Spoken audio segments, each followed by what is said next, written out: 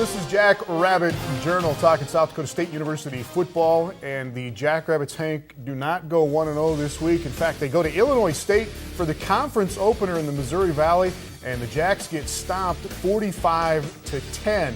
Tell me how this happens. I don't know what to say about this game other than let's get to the next game, man. This was rough. It's definitely one that they're going to want to put behind them as soon as possible, but it's also one that you've got to be able to take as much away from as absolutely possible, because everything that basically could go wrong did go wrong in this game very early on, put themselves in a hole. We'll dig into it deeper as the show goes on, but this was nothing short of just a good old-fashioned beatdown. Should be a good motivator. Should be. Coming up. All right, it was a strange game for the Jacks, though. Even when they made a play, something seemed to go wrong.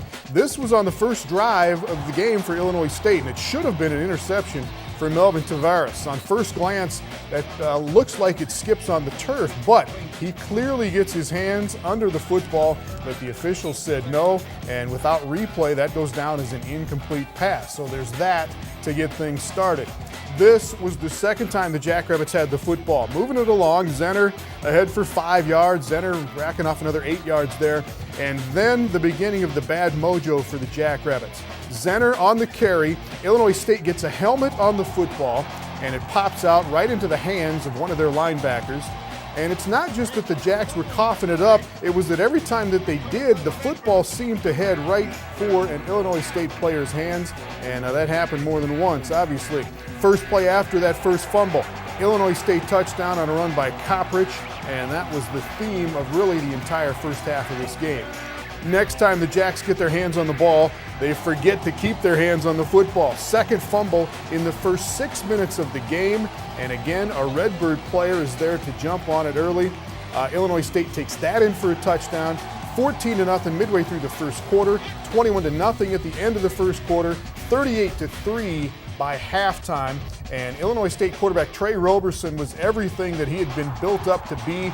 Threw for 168 yards, ran for 151, and the Redbirds just a step ahead of the Rabbits all afternoon.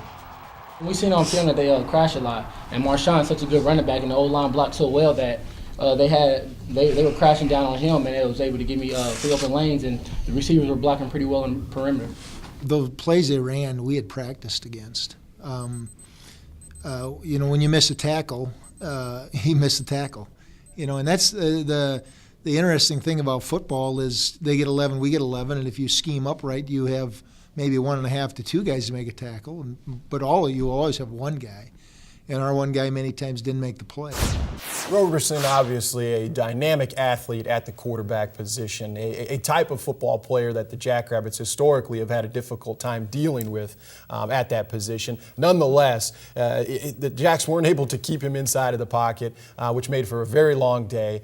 They just simply weren't ready to play this football game, and the Redbirds were. All right, another quarterback they're going to have to deal with in the next game. But let's stick with this one. Coach Stig will take you through the big plays of the first half against Illinois State when we come back on Jackrabbit Journal. Jackrabbit Journal on Midco Sports Network is presented by Billionauto.com.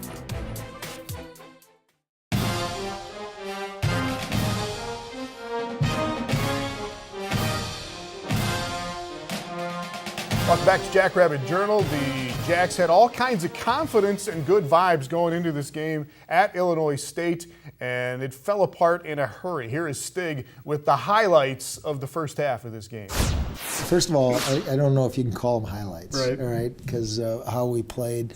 One of those days, we played a really good football team, and we are a really good football team, and we made some errors, and we talk about errors in a close game make a difference. Well, we didn't play very well, and they played well, and we made errors, and it got out of hand. All right, let's get into it here. And pretty much from the coin flip, everything went their way. Well, we won the coin flip. Okay, that was the one thing. All right, Trey Roberson, talk about their quarterback. How good is he? Well, he's a Big Ten quarterback. I mean, he transferred from Indiana, a great runner, really good thrower, and he started out the game not on as a thrower, but got better at that. And that part of, we gave him that confidence. Here you can see him make a throw that we intercept. That's what I was talking about early.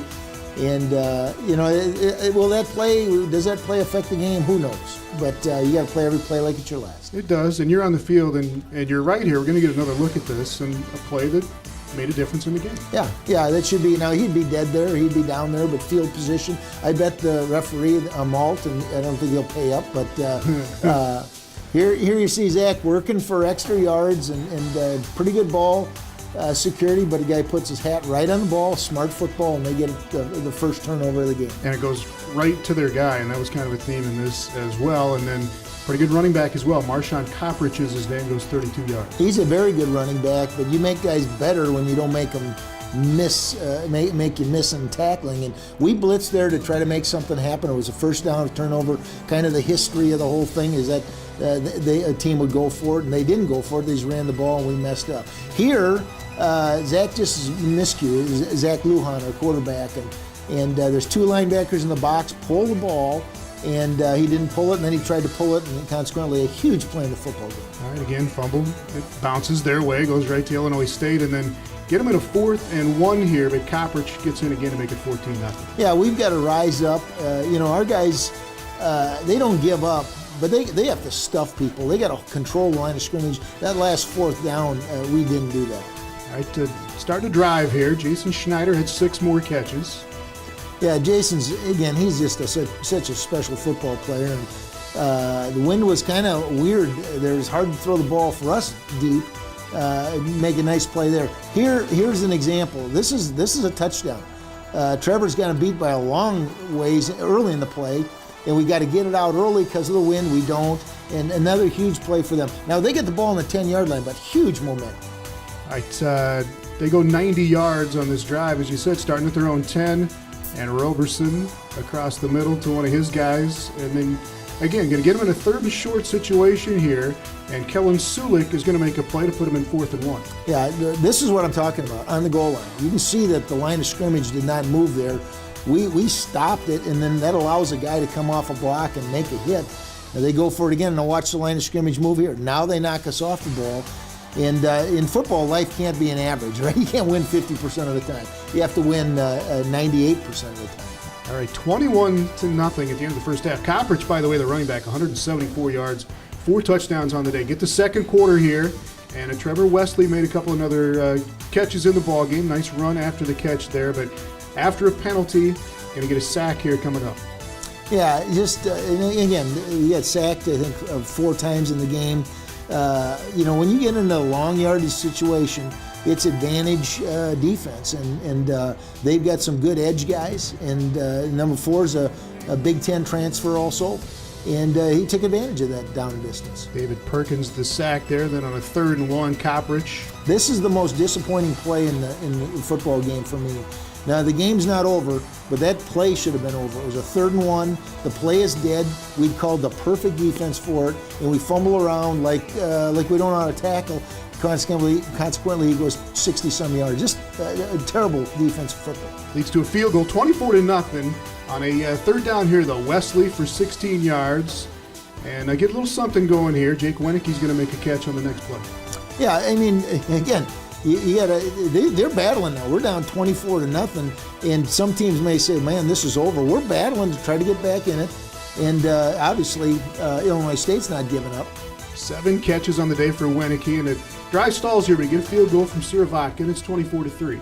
Yeah, we do, and I'll be honest with you, the way the score was, that was probably disappointing, and then this leads to like a dagger in your heart. Fit the play, this is just an offensive play, so we need to have guys in every gap. We had an unblocked guy that literally didn't touch that young man. We knew he was a good player, and just felt that we could tackle him, and we should have been able to tackle him.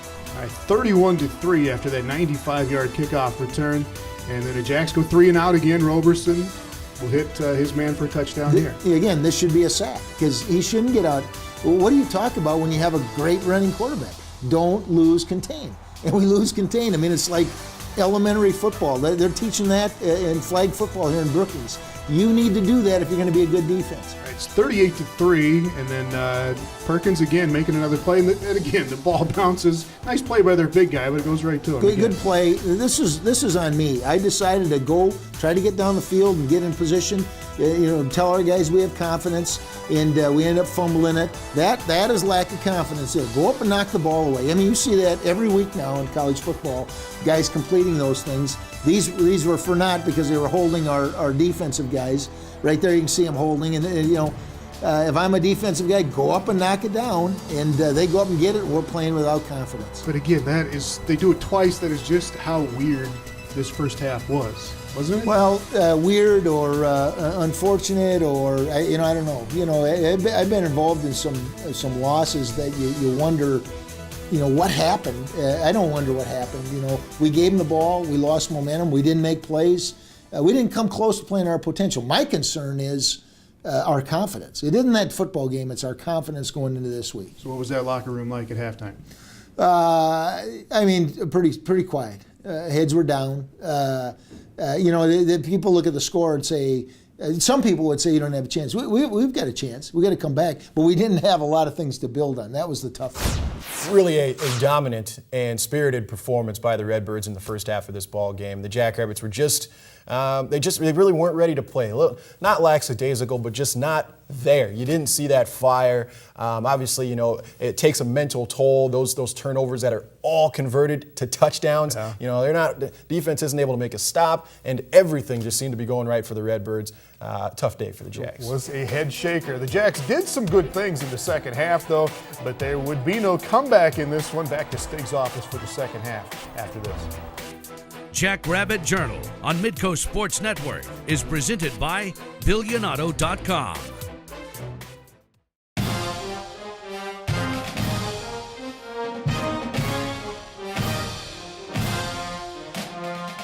Illinois State leads the Jacks 38-3 at halftime. Didn't get much worse, but it did get much better for South Dakota State in the second half. All right, Coach, down 35 at halftime. This is their first drive of the second half, and Roberson again, he only completed 7 passes, but they picked up some yardage through the air as well. That is really the theme of their team. They hadn't completed that many passes in previous games, but they've been for a lot of yards. Here we blitz. We're trying to make something happen. We don't fit the blitz right. We're supposed to bounce that play. Somebody should have hit him right in the chops, to be honest with you. But again, you're playing without confidence and worried, and such is life. Here we run power, and Zach gets some good yards. A good job of blocking. You don't see our guys bounce around. You don't see anybody celebrating there about that because of the score. 27 carries, 144 yards for Zach Zenter, and then Lujan again to Winicky. Again, he had 7 catches. Pick up a first down here, and then later in the drive, going to get a 3rd and 1 here with direct snap to Zenter. Yeah, just physical football. We get, again, their defense, we're supposed to knock them off the ball, and they literally hand it to us. They knock us off the ball. 4th and 1 here. Yeah, and just Zach throws the ball too early. He throws it behind Jason Schneider. That's a good call. In my opinion, that was a running formation. We got him open. Just put it on his chest. And Roberson again, and again, another missed tackle, but he sneaks out again for 26 yards. Well, there's the concept that there's 11 guys on each team, and somebody's got to make that tackle. And if he's better or there's too much space, it's a tough play. Trey Carr with an interception here late in the game, late in the 3rd quarter anyway. Well, that guy's playing great football for us as a true freshman. He's making so many plays. He just quietly goes about doing his job. Another defensive play coming up here. A couple of possessions later, Melvin Tavares will make a hit, force a fumble. Okay, that's simple power. Fit it pretty well, but that was a 7-yard gain until we hit him. But then again, Melvin comes up and makes a play. Great example of play every play like it's your last. Good things can happen. Trey Carr again on the recovery there for the Jacks. And then going to drive here, Lujan to Dallas Goddard, kid from Britton, South Dakota, had 3 catches in the game. Yeah, Dallas is really has done a phenomenal job. We've got a lot of guys doing a great job. As the score indicates we're not. Here you can see him hit Dallas again, and you can see Dallas is a little tiptoeish there because this is all new to him. He hadn't played a lot of football for us. 2 plays later, Lujan will hook up with Winicky. Again, Jake Winicky, 7 catches, a touchdown here. Yeah, nice throw. Jake is just such a big body to to try to defend. So if you get it close to him, he has great ball skills, great body control. He'll make the play. All right, that rounds out the scoring. 45-10 is the final. And again, how much do you put on bad breaks? How much credit do you give Illinois State? Well, all I'm going to talk about, I give in the press conference, I gave all the credit, or much of the credit, to Illinois State. They're a good football team, and they didn't make errors like we did in crucial situations. But all we can do is focus on what we can control, and that's, first of all, our attitude and our mindset. What we believe in ourselves and our team, then go out and go to work. And again, that's the biggest concern, right? Just confidence. Is that keeping confidence up this week? Is that the big deal? Yeah. We're all human beings. We flip a switch every day, and it doesn't come up to the exact amount of energy unless you choose that and believe you choose it. And unfortunately, those things are a result of things that have happened in our existence. And in this case, it was bad happening, so we need to change it. Some of the final numbers on this one, 45-10, the final. Both teams ended up with 21 first downs in the game, just under 500 yards total for Illinois State. The Jacks had over 430, but 331 rushing yards for the Redbirds in this one. Defensive leaders for the Jacks, Lally and Bobbitt, 7 tackles apiece, but just an arm's length away on almost every play in this ball game for the Jackrabbits. Yep, and there really isn't a whole lot that they're going to be able to take away on a positive note from this ball game. This one should leave a bad taste in SDSU's mouth as they walk away from it. It was an opportunity missed to make a statement early on in the season. Now, moving forward, how are you going to respond as a football team? We all know what the great teams would do in this situation. We know what the poor teams would do. So there's 2 ways to go. It's up to these guys to decide how they want to go about it. All right, we will find out on Saturday. The Jacks host Missouri State this Saturday, and we'll take a look at Missouri State a little bit later. They are going to be tough when they come into Coughlin this weekend. But first, how things stand right now in the Missouri Valley Football Conference. We'll talk about that next. Jackrabbit Journal on Midco Sports Network is presented by BillionAuto.com.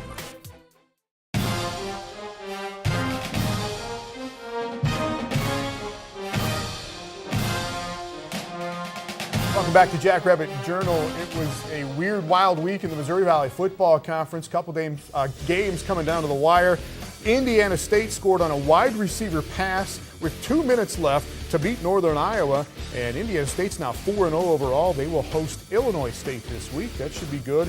North Dakota State did the same thing at Western Illinois, Hank. The Bison scored on a wide receiver pass back to the quarterback to tie the game at 10, and then the Bison score late and go on and win that game by 7 at Western Illinois. NDSU just keeps doing what they do, finding ways to win football games. And how about those Sycamores? That's a big win for them against UNI.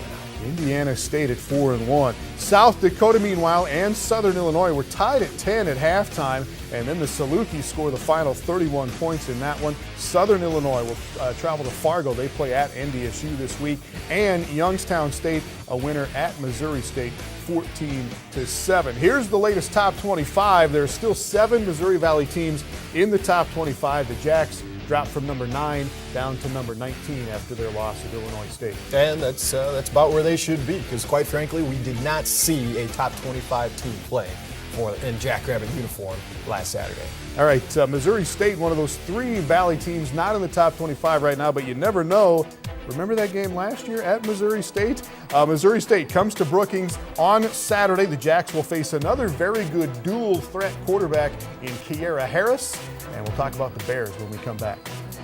Jackrabbit Journal on Midco Sports Network is presented by BillionAuto.com.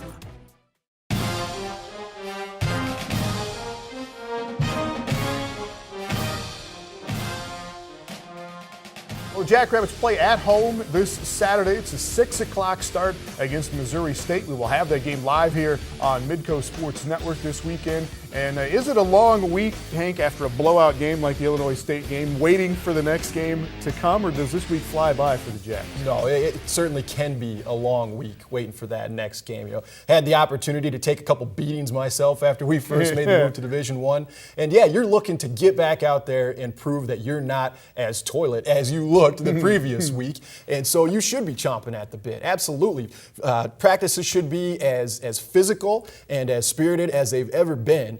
You should be angry about the type of performance that you put out there a week ago. That bye week is a weird thing, isn't it? Yeah, you get some guys healthy, but that 2 weeks, things like this can happen, right? They certainly can. Should they? Certainly not. When you have an extra week to prepare for an opponent and then you show up and look unprepared for that opponent, there's something's wrong there. And it's not the coaching staff.